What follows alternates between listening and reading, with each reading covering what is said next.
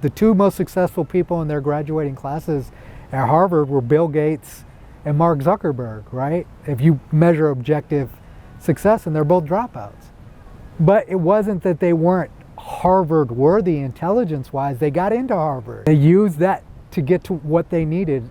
The glory isn't the fact that they dropped out of Harvard. The glory is that they were smart enough to get to Harvard and knew when to take that jump and that leap, right? It's a balance.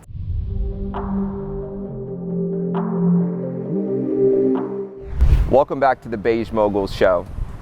Today I have a very special friend of mine, V, who's a multifaceted entrepreneur in the music and sports and entertainment sector. Originally from Ohio, we were introduced through a mutual friend from LA, who's one of my business partners. Welcome to the show, V. How are you doing today? I'm doing well, man. Thanks for having me. Looking forward to it. It's my pleasure, man. So why don't you tell us a little bit more about yourself for those that might be wondering? Yeah, when you say multifaceted entrepreneur, that is probably fairly accurate. Basically, it started with a passion for sports and music when I was a kid that eventually, in a roundabout way, obviously I went through the traditional education path as well, of getting into the industries and finding myself in the business of the sports and music spaces. I never really necessarily had the talent to go pro, but I feel like I've found a way to ingratiate and put myself into those worlds in an interesting way. Let's go back to the very start. You know, you said you went the traditional educational route. Where'd you go to school? I started out as a traditional kind of pre-med student, and within probably the first 9 months I realized that wasn't for me. Once I started organic chemistry, I was like, this isn't how my mind is really wired. And not only that, I could have gone down the path and completed that route, but it wouldn't have been something that I would have been excited about every day getting up and doing. From pre-med, I decided to go into business marketing as a major. I knew that I had kind of a passion for business. At that age, I didn't know where I was going to go with it. But I was like, if I'm going to get a degree, I'm going to go get a degree in something I'm interested in. So went in the field of marketing. At that same time, became good friends with my friend who played football at Ohio State. And at that time, and to this day, Ohio State is kind of like one of the more well-recognized college football programs. A lot of past and present players there end up going on to the NFL. So through that, I started building relationships within the sports world, specifically in the football world. And really where I got my start was throwing kind of parties and events using football players as hosts, doing their draft parties, etc. So that allowed me to start building networks, and a lot of the guys that I went to school with ended up going on to the NFL, and those relationships ended up prospering as well. As they went into the NFL, I kind of elevated into doing events in the sports world, specifically in the NFL world. Wow, that's amazing. So it almost seems like you became the plug, long story short. Yeah, I would say the plug, just putting together the space where people could entertain themselves and have a good time in a relaxed environment, then also building a reputation kind of as throwing those type of events that were kind of at a different level of kind of elevated celebrity-centric events at that time in Columbus. So specifically, the football team are the celebrities, so if you're throwing those events, you start to build a network there. So they're the stars. So you graduate from Ohio State, got the degree, your parents are happy. What is the next move? Yeah, I rushed. I was so ready to get out into the real world that I rushed through Ohio State. After my first year, I kind of partied and bullshitted, but second and third years, I just focused in and got out of there because I wanted to get out of it. So you graduated in 3? Yeah. Oh, wow. And so once I completed my degree, went out to New York because at that time, New York was the city to be in if you had big dreams, big goals. I didn't necessarily know exactly what I wanted to do, but I was like, let me go out there and just hustle. Went out there at that time, was managing an artist, also continuing to do these events, A couple of my good friends played football on the New York Giants. So it just gave us an opportunity to network, again, throwing events out there, and then essentially being the plug, but the main goal being, how do I build my network? It was definitely a great learning experience and a great time. Then I ended up coming back to complete my education. When I got there, one of my good friends at the time ended up signing with the Cleveland Cavaliers. So kind of took that New York kind of mentality and vibe and brought it to Cleveland, Ohio. It also coincided with LeBron James getting drafted to the Cavaliers and the Cavs making their first run there. So ended up doing all of kind of the Cavaliers nightlife events, birthday parties, events, celebrity-centric events. And obviously it was at another level because of LeBron. Everybody was coming to Cleveland, Ohio, this little town in Ohio. And so through that, being the plug again, started building even higher level relationships within the music and sports industries.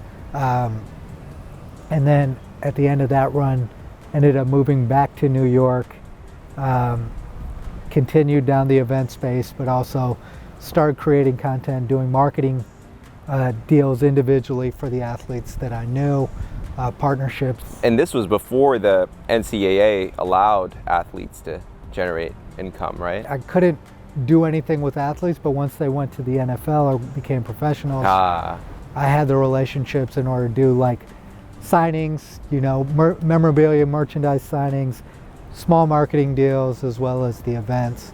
Very cool. kind of operated in all of those kind of spaces. Wow.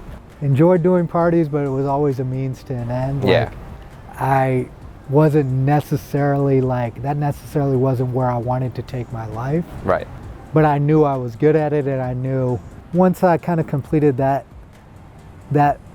phase, I transitioned to Houston, Texas for the first time. And again, it coincided with one of my best friends signing as a running back for the Houston, Texas. He played for the Giants when I moved here. Wow. He happened to move here. Talk about alignment. Figured out a niche in the sports and music worlds. We saw that as a niche to get licensed music specifically for and create custom music specifically for sports. And so as an independent artist, it was a great way to generate money, but also get your music heard by millions of people. Right. So it was kind of a niche where I kind of merged those two worlds.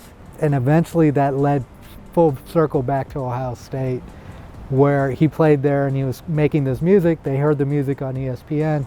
The dean of the university was like, hey, we want you to make music for us. So we signed the first music licensing deal with a major university to create custom music for Ohio State. Wow. For their football team. And that's a big deal considering how big Ohio State is in sports. That led to the 7-figure merchandise deal from the music. Wow, so it's like one door opened up several others. Yep. Wow. Yep. After a full circle moment. Yeah, it's very similar. And like I tell artists, a lot of musicians, a lot of the ways that you actually end up generating revenue for yourself and making money for yourself isn't actually from the music. You're not selling CDs anymore.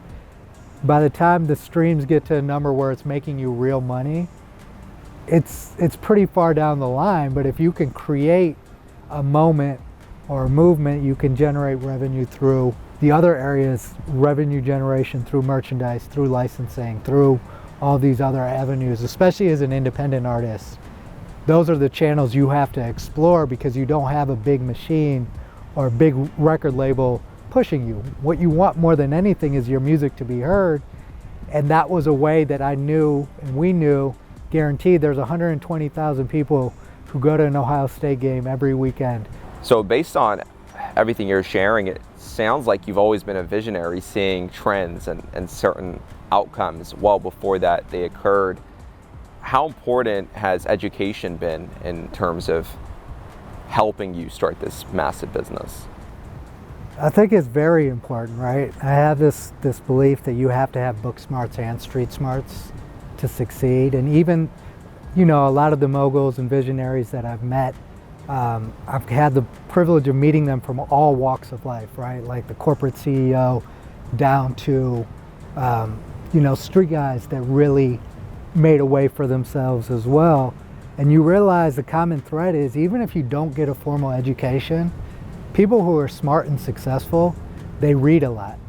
The best rappers, they know the dictionary inside and out. They read. That's how they find the inspiration. So you may not get a formal education, but you still have to educate yourself. And all the successful I met, that's the common thread, is that they seek out education. Whether it's applied specifically to what they're trying to do, I think is important. And I think the balance is that there are a lot of really smart people too, that are really book smart, that get straight A's, but then you put them in the real world and they struggle, right? And then there's the opposite. There are a lot of people who in certain environments can be very successful, but you take them out of that environment and you put them, into a corporate environment. In the music world, you see it. In the sports world, you see it a lot. The difference between the athletes like LeBron James, who are successful in the sports and business world, versus somebody who's just a great athlete who never becomes multifaceted, and once their playing career is over, they don't know what to do with themselves. And I feel like going through those degrees helped me were two things. One, as a minority, it forces people to respect me. I have that piece of paper and that credential that says that I showed up for 3 years and a year and did everything that I needed to do to complete something, complete a task fully and get that degree. I think a lot of entrepreneurs, young entrepreneurs, they struggle with having the discipline to complete. They have the greatest ideas in the world, but they don't have what it takes to go from idea to execution to completion. So when I go and I negotiate a business deal, I have the credentials to speak. I'm not just coming and saying, hey, I'm a hustler. I'm smart, but I'm a hustler. No, I had the degree, but I also understand and see how to connect things in the real world and utilize my marketing degree to do that. And I think that's so important. Don't put yourself in $150,000, $200,000 in debt. If you know what your vision entails, you can get that from the cheapest and freest resource out there. The libraries. You can just watch podcasts. You can watch self-help guidance on YouTube and teach yourself just about anything. So the world you guys are in is very different than the world. The internet was just coming to, YouTube was first coming. I didn't have the same tools. I had to go to school to learn what I wanted to learn. You know what I mean? And it sounds like you gained specialized knowledge, but you were quick to apply it through your different business ventures and through networking, and you understood at a very young age that you have to be multifaceted, right? And I feel like a lot of entrepreneurs nowadays, they go all in on one lane, which I think there is importance of being hyper-focused and hyper-specific, but you need to open yourself up to multiple skill sets and multiple knowledge. And it sounds like you've also become really great through being involved in different industries at learning how to code switch, learning how to speak your corporate game versus how to network and connect with athletes that may not have a lot of formal education or whatever it is. Like, how did you code switch your way to success? I think a big part of it is that I've allowed the world to bring the people that are supposed to be in my world into my world, and just by being myself. I think it took a little while, right? I mean, you look at my background, it's all over the place. Yeah. I'm a child of immigrants. I lived in India for the first 4 years of my life. So I saw what the real third world was, living in a small village. Came back to America, grew up in a very small town of 10,000 people, dealt with a lot of racism, dealt with a lot of the same issues. A town of 10,000 people in America hasn't seen too many people, in the 80s hadn't seen too many people that look like me. Then I went on to, because of that environment, my parents worked hard and put me in a private school to expose me to more a multicultural range. And I think that experience opened my eyes to the world. Going to a very liberal private school that I learned a lot, I read a lot, and about philosophy, a lot of different things that they don't teach you in public school that opened my mind. And then after that, instead of going to a small private college, I went to one of the largest universities in the world at Ohio State And I was able to be exposed to, again, a wide range of people who were there barely getting by. So you see a whole wide range of people at a university like that, and that gives you a perspective to understand, one, how privileged and blessed you are, and to take advantage of all the advantages that you have, whatever they are. If you're an athlete, fully take advantage of the fact that people respect you for being an athlete. Don't limit yourself to that. It gets you into rooms that you wouldn't otherwise get into. It gives you an opportunity to get an education. A lot of my athlete friends, they went to the business school at Ohio State, and now they have successful businesses after their pro careers because they took advantage of that education. They didn't just say, I'm going to take the worst possible and the easiest classes just so that I can stay eligible. You know what I mean? That's take advantage of your advantages, man. What is the key to being authentic, right? Because I feel like a lot of entrepreneurs are mistaken into thinking that they have to act or be a certain way in certain rooms. But how do you convey your message to various audiences while being authentic to yourself? I think one of the most important things that isn't taught in school is what it takes to be confident in yourself. You know, and the process, it's a process. You know, you're not going to know who you are at 16. You're not going to know who you are at 18. Part of what helped me was, even though I was a little guy, I was a good athlete. I could play basketball. I could go. That was a way that I could go into certain rooms and certain places with athletes. I'd surprise people because I could actually play. You know, I wasn't good enough or physically strong enough to go to an elite level, but that helped me understand the culture of sports. Understanding and going to a very competitive academic institution in high school let me see how those people were competitive to be the best student in the class. You know, I look back at even some of the rooms that I was in, I didn't take full advantage of the circumstances because I didn't know what I needed to do. And I think a lot of young entrepreneurs specifically, especially in your age, they're starting younger and younger. They're dropping out after high school. And so they're very business smart, and technically you guys are very, very smart. The problem is that you haven't had the life experiences to understand how the real world operates. Right. And you have to go through those experiences. You know, you've shared some of those experiences with me that you've gone through of how the real world operates, right? Which is, it's not just, you don't get a participation trophy. You don't get a reward just for being smart. You have to figure out how to play the chess game in this real world to extract whatever you can in a capitalist society to sustain yourself and sustain your family and be successful. I love their kind of like blind optimism that they come with, but I think having that balance of like self-discovery, of, you know, accolades. I talk about this a lot. A lot of those accolades that you get for being smart when you're young, how many people remember who the valedictorian of their high school class was? That's usually not the most successful person. The two most successful people in their graduating classes at Harvard were Bill Gates and Mark Zuckerberg, right? If you measure objective success, and they're both dropouts. But it wasn't that they weren't Harvard worthy intelligence-wise. They got into Harvard. They used that to get to what they needed. The glory isn't the fact that they dropped out of Harvard. The glory is that they were smart enough to get to Harvard and knew when to take that jump and that leap, right? It's a balance. You know, I'm so hard on myself, you know, even though I receive a lot of praise from my peers, from my teammates, or whomever. It's like, it's never enough, you know, and I think the key to fulfillment is being present and being content, but we can't be complacent just because someone puts a title on us or whatever milestone we achieve. When things are going well, a lot of people benefit from telling you that you're great. You know, and when things aren't going well, you know, a lot of people are going to tell you, I told you so.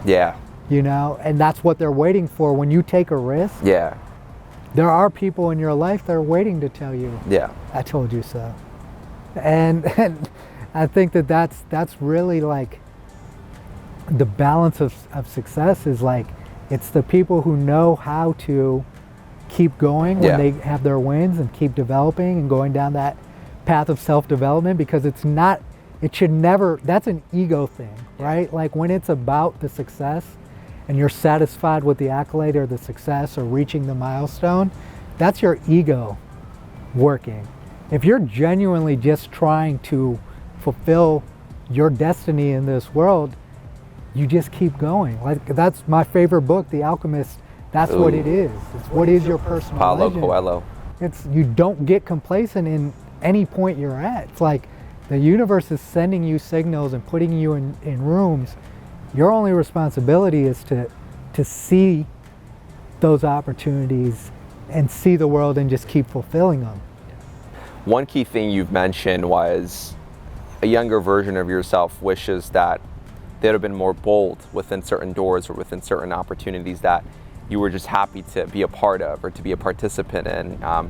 I have a similar feeling now, which is resulting, I just turned 25, so it's resulting me into want to be more bold. You know, I've been in rooms with people like Stevie Wonder, Shaka Khan, Tai Lopez, I mean, the list continues, but what is some advice you have, right, for a lot of people that want to be more bold and more audacious in certain rooms? Never allow the enormity of a room to keep you from being yourself in that room. You know, if you know what you're trying to do, and I find this with successful people, every single one that I've interacted with, I've been able to have real conversations with. And curiosity will get you a lot of places. They want to be asked. You know, they don't want you to just be happy to be there. Right. If you have a goal, ask them a question. You know, be perceptive. You know, don't just get excited by the fact that you're going to be able to get a selfie with Stevie Wonder. You know what I mean? If your goals are bigger than that, act as if you belong in that room and ask yourself, why am I in this room? Yeah. Right? Because the universe doesn't make accidents and doesn't put you in rooms you don't belong in, but it's not going to hold your hand and tell you how to take advantage of it. Right. That's up to you. That's the personal development part of it, which is, okay, I'm here now. Let me act as if I belong here. And let me also make sure I try to use this room to help me get to where I'm trying to go. Have a vision. Yeah. So V, what is your definition of a mogul? I think being a mogul is controlling your own life, controlling your own destiny. Like for me, when I had two different pressures, right? Like when I went through the academic world, there was pressure for me to go the traditional route, go work at an investment bank or be a consultant for McKinsey, and I would probably be a partner in this phase, making, you know, $250,000 to $500,000 a year. Take the safe route, right? And on the other side, in the sports and entertainment worlds, academics aren't valued. And they were like, why are you going to school? But what has happened is that by balancing those two things, I'm fully fulfilled. I could have made a lot more money than I've made at this point in my life, but I'm financially secure, successful, and I'm happy and I'm content. I live my life the way that I want to live it. Yeah, absolutely. I mean, based on everything you shared with us today and just based on our friendship, I must say, man, you're a mogul yourself. So what do you think have been some of the biggest attributes towards you becoming the mogul that you are today? The benefit of having a lot of teachers. I've had a lot of teachers, both through people who've taught me, through school, taught me through real life, you know, and teachers that I've just observed. Yeah. You know, I think that's really what's helped me more than anything. And then having a vision of knowing, hey, these are the worlds that I want to be in. I don't necessarily know how to figure it all out, but let me just jump in, and I trust myself enough to figure it out. Who are some of your teachers and mentors that have been a big impact on you? My dad is my biggest role model because he, for someone, I can never will be able to understand the mindset of someone who is willing to take that type of risk where they abandon everything they know to go to another country to build a better life for himself, and then go through that process and do it. It's the greatest example that I have of, like, you can make it. So what's next for you, V? What are some things that you're looking forward to? Well, I'm hoping we'll see how the future with Lasso looks. Looking forward to that. Looking forward to continuing to help Justin turn into the artist that she envisions for herself. Continuing to. So talented.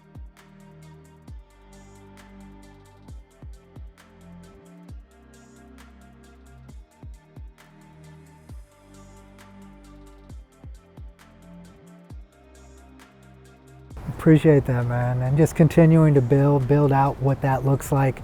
It's exciting to see something continue to build at each phase, so I'm very excited about that. Excited to continue to build this venture, obviously with Lasso, hopefully for many years to come, but just continue to just, hopefully continue to just be infinitely curious. And allow my curiosity to be nurtured through all of my experiences, and just continue hopefully to inspire and help others also get to where they're trying to go. Awesome. For the audience watching, where can they connect with you? They can connect with me. I'm not a huge social media person, but they connect with me on Instagram at PilotBoyV. You can connect with me. Also, I have a podcast called the Pilot Boys Podcast. It's on all of the streaming platforms, Apple Podcast, and those are really the two platforms that you can reach me at. Cool. Thanks so much for hopping on the show, V. It's been a pleasure. Super grateful for having you, and yeah, I'm looking forward to hanging out again soon. Definitely, man. Appreciate you having me.